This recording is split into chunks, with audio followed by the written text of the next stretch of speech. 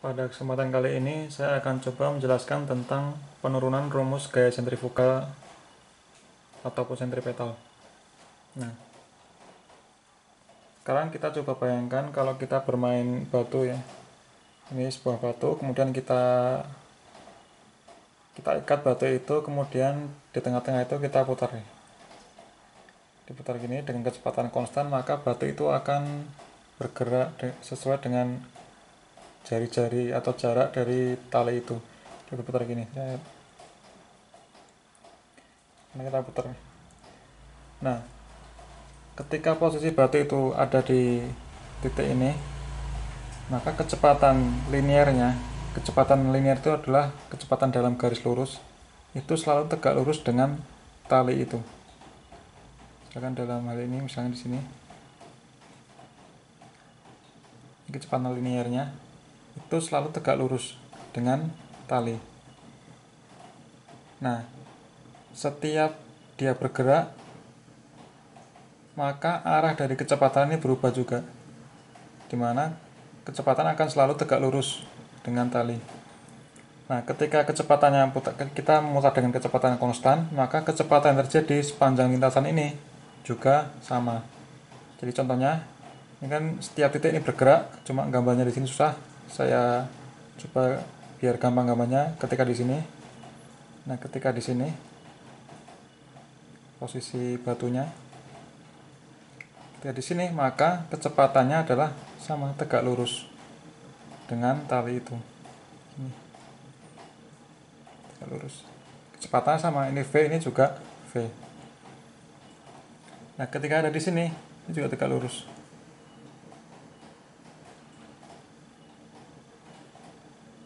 Dimana kecepatan juga V.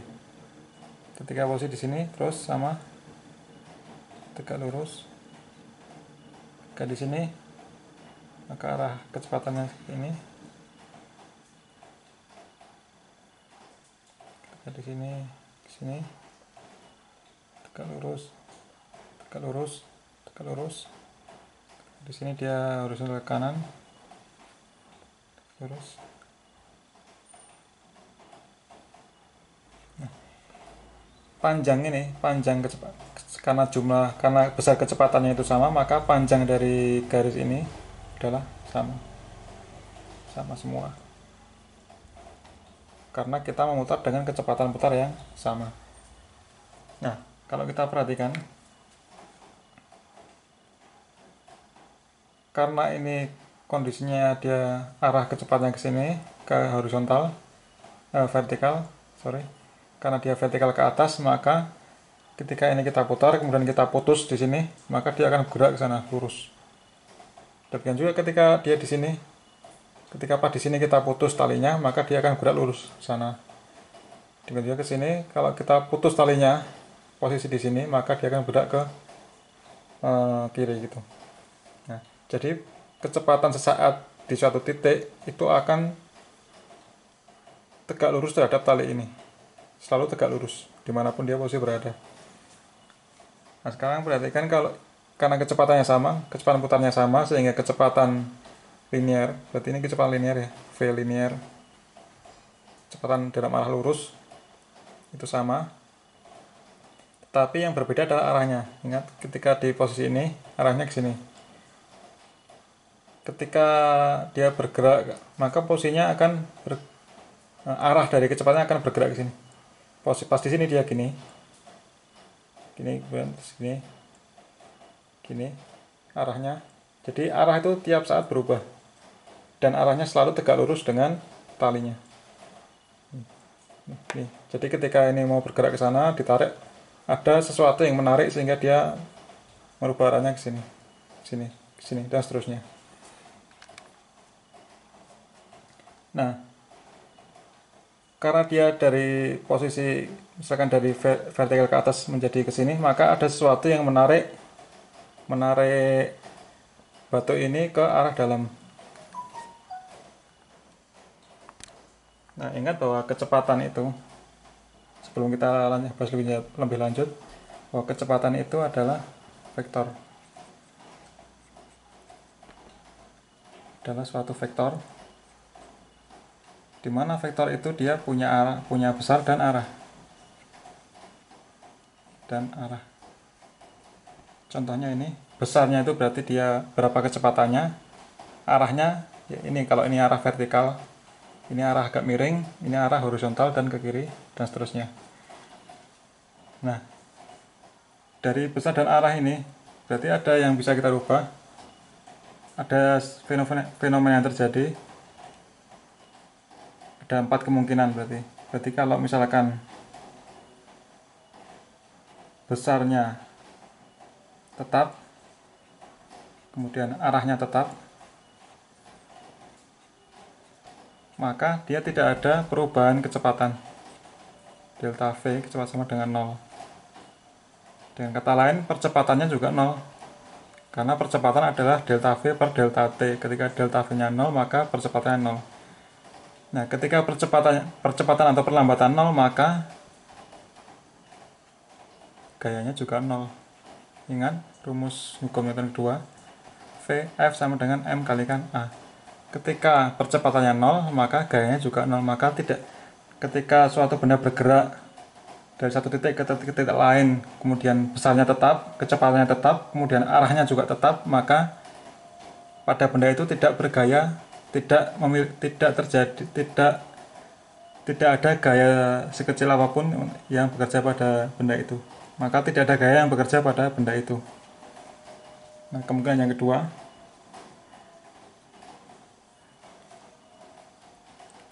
besarnya berubah,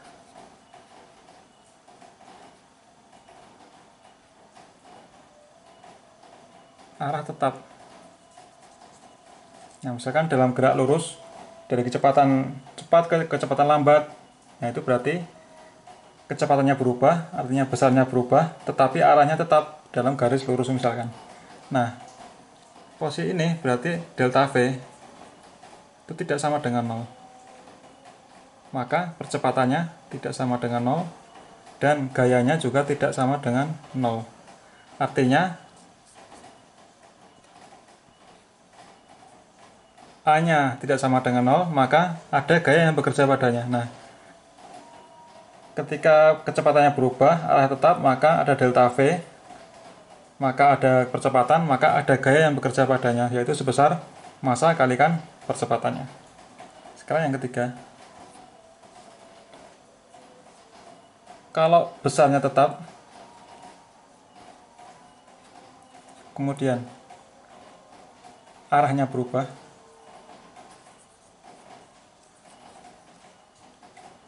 maka yang terjadi adalah, jadi ini ceritanya suatu benda bergerak, kemudian suatu saat dia berbeda arahnya berubah, tetapi kecepatannya tetap. Nah, itu juga ada delta V. Itu berarti juga ada perbedaan kecepatan karena arahnya berubah. Jadi meskipun kecepatannya sama, tapi arahnya berubah, maka ada delta V. Ini sama.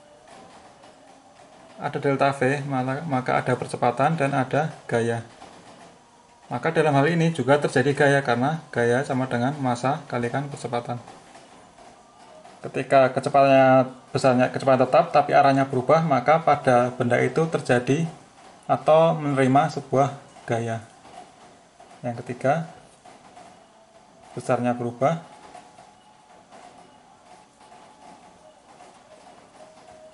arah berubah. Nah, di sini juga terjadi gaya karena ada percepatan, karena ada delta V. Ini ada selisih kecepatan, ada juga arah, berarti ya kedua-duanya kombinasi, berarti dia ada gaya yang bekerja padanya. Saya ulangi lagi. Jadi suatu benda kalau kecepatan dia tetap dari satu titik ke titik lain, kecepatan tetap dan arahnya juga tetap, maka pada benda itu tidak bekerja gayanya 0. Nah, ketika kecepatannya itu tetap, kecepatannya berubah, misalkan dari kecepatan tinggi ke kecepatan rendah, kemudian arahnya tetap dalam arah yang sama, garis lurus. Jadi pertama kecepatan tinggi, kemudian kecepatan rendah, berkurang kecepatannya, maka pada benda itu akan muncul gaya karena ada selisih kecepatan. Ada selisih kecepatan, maka ada percepatan, maka timbul gaya. Nah, yang ketiga, kecepatannya tetap, tetapi arahnya berubah. Jadi awalnya misalkan lurus gini, kemudian dia berubah sini, tetapi kecepatannya tetap, cuma arahnya yang berubah. Nah, pada dalam kasus ini itu juga terjadi gaya, karena ketika arahnya berubah itu juga muncul namanya selisih kecepatan antara kecepatan awal dan kecepatan akhir. Meskipun kecepatannya sama, tetapi arahnya berubah. Ya, yang terakhir jelas kalau semuanya berubah berarti timbul gaya. Nah, kalau kita lihat di kasus ini, misalnya dari satu titik A ke titik B. Titik A dia lurus ke atas, kemudian titik B dia miring ke kiri. Nah, antara V di kecepatan di titik A dan kecepatan di titik B adalah sama. Yang berubah adalah arahnya. Maka kita yang mengacu yang ketiga, kecepatannya sama, arahnya berubah, maka pada benda itu akan muncul gaya. Nah, bagaimana arah gayanya? Nah, kita bahas selanjutnya. Kita nanti akan menggunakan metode grafis untuk menyelesaikan atau mencari berapa gaya yang dibutuhkan untuk mempertahankan sebuah benda itu supaya bergerak melingkar seperti ini. Nah, tapi sebelum kita mengaplikasikan pada gerakan melingkar ini, maka akan kita bahas dua buah contoh supaya lebih bisa dimengerti. Jadi contoh yang pertama tentang ini. Jadi suatu benda bergerak dalam arah yang sama, garis lurus atau linear, tetapi kecepatannya berubah. Nah, nanti kita akan menghitung berapa gayanya yang dibutuhkan untuk merubah kecepatan itu. Nah, sebagai contoh, misalkan ada sebuah kendaraan mobil. Nah, ini melaju dengan kecepatan V1-nya misalkan 10 meter per detik. Nah, kemudian setelah beberapa saat, katakanlah setelah 1 detik, kendaraan ini berubah kecepatannya menjadi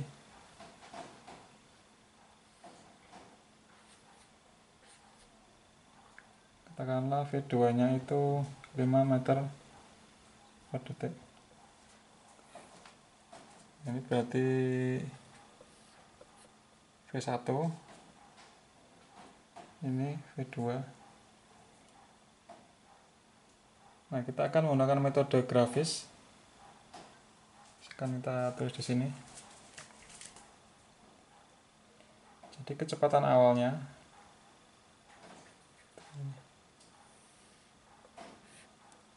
ini T-nya 1 detik ya. Dari sini 1 detik. Ini meter per detik, sorry, salah.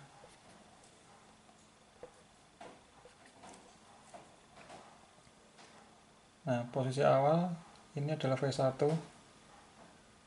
10 meter per detik. Nah, setelah 1 detik dia menjadi 5. 10 kan separuhnya dari 5. Misalkan ini kita skalakan 10 cm, maka V2-nya itu adalah 5 cm karena itu adalah 5, separuhnya dari yang 10. Maka V2-nya adalah dari sini ke sini, V2-nya 5 meter per detik. Nah, dari yang panjangnya 10, misal katakanlah 10 cm menjadi 5 cm, berarti ada delta V yang arahnya adalah ke kiri karena untuk mengurangi. Jadi delta V-nya adalah ke sini.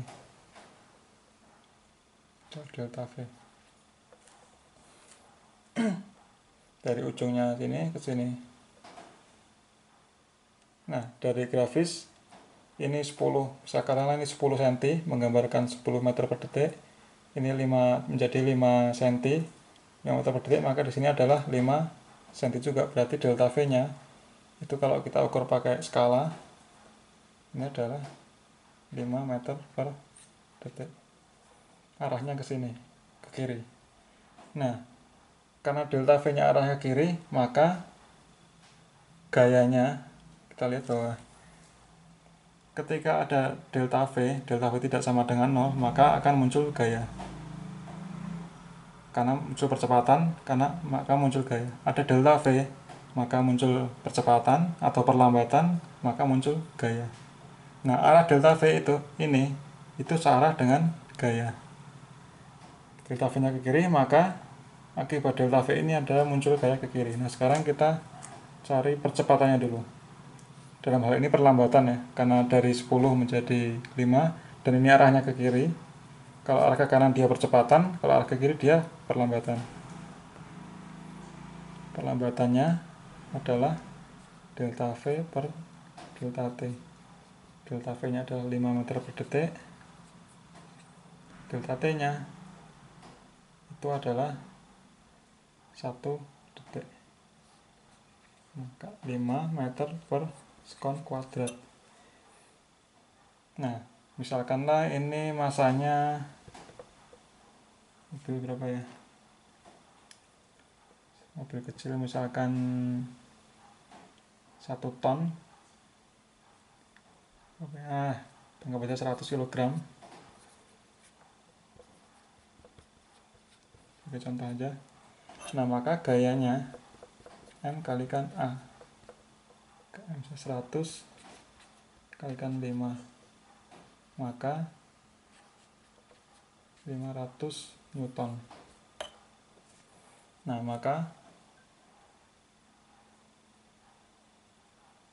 percepatan atau perlambatan yang terjadi dari titik 1 ke titik 2, di titik 1 posisi A misalkan ke posisi B, itu kendaraan mengalami perlambatan sebesar 5 meter per detik kuadrat. Nah, dengan perlambatan ini, maka dapat disimpulkan bahwa kendaraan itu mendapatkan gaya ke kiri sebesar 500 Newton. Karena delta V-nya adalah 5 meter per sekon ke kiri. Nah, berarti ini mendapat gaya ya ke kiri. F ini. Nah, kalau mobil misalkan dari ini ke sini, bisa jadi ini adalah merupakan gaya pengereman. Jadi gaya pengereman ada di sini.